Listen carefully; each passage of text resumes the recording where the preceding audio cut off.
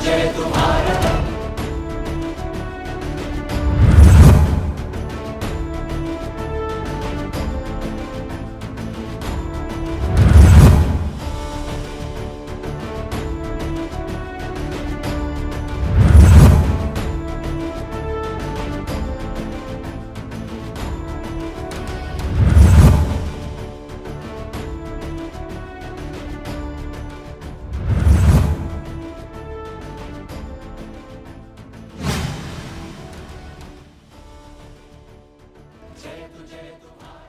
नमस्कार मित्रों, बहुत हुई नकली की मार, अब तो समझो बीजेपी यार।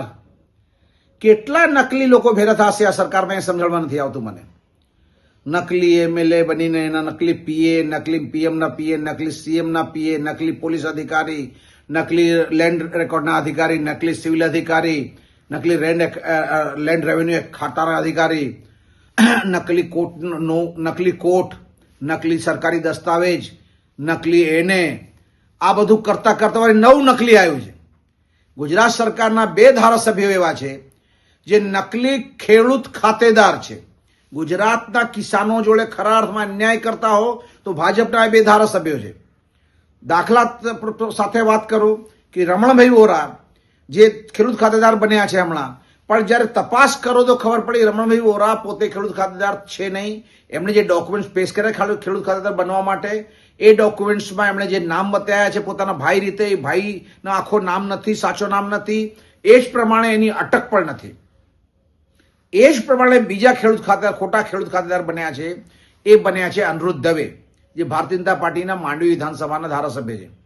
એમણે પણ પોતાના સસરાના વારસદાર રીતે ખેડૂત ખાતેદાર પોતાનો રજીસ્ટર કરાયો છે। સરકારી નિયમ પ્રમાણે, રેવન્યુ એક્ટ પ્રમાણે ક્યારે પણ કોઈ પણ વ્યક્તિ એના સસરા નામથી ખેડૂત ખાતેદાર નથી બની શકતો। હા, એના ફાધરના નામમાં ખેડૂત હોય તો બની શકે, પણ એ સસરા નામથી ખેડૂત ખાતેદાર બન્યા છે। સસરા નામથી ખેડૂત ખાતેદાર એના વાઇફ બની શકે, એમના બાળકો બની શકે, પોતે ન બની શકે। પણ આ ગુજરાત સરકાર છે, આના પોપાભાઈનો રાજ છે, કોઈ પણ કાંઈ પણ બની શકે, કાંઈ પણ કરી શકે। એના જ ભાગરૂપે આજ ગુજરાતમાં વરીથી બોગસ ખેડૂત ખાતેદાર રીતે 2 ધારાસભ્યો આવ્યા છે। સરકાર ક્યાં સુધી નકલી લોકોને ચલાવતા રહેશે? આ નકલીના ચક્કરમાં અસલી લોકો પર થાકી ગયા છે। અસલી ટીચર મળતા નથી, અસલી તલાટી મળતા નથી, અધિકારી મળતા નથી, ના આ બધાથી હટીને અસલી સરકાર મળતી નથી। હવે સરકારના કામકાજ લેવલ પર આવી ગયા છે, બધું નકલી ચાલી રહ્યું છે। જાગો ગુજરાતીઓ જાગો, તમારો હક માંગો।